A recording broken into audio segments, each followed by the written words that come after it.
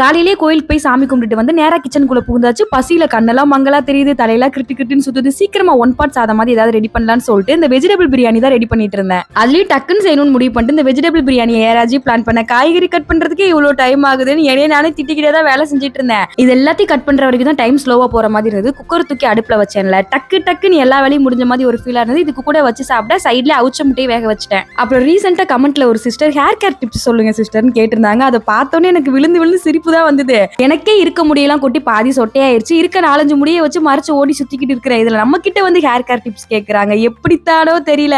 நமக்கெல்லாம் இந்த hair care, skin care, அப்புறம் செல்ஃப் கேர் இதெல்லாம் சுட்டு போட்டாலும் வராது. இதுக்கு பதிலா எனக்கு யாராவது ஹேர் கேர் டிப்ஸ் கமெண்ட்ல சொன்னீங்கன்னா ரொம்ப யூஸ்ஃபுல்லா இருக்கும். அப்புறம் இந்த வெஜிடபிள் பிரியாணி செய்யும் போதே ஒரு கான்பிடென்ட்ல தான் செஞ்சேன்.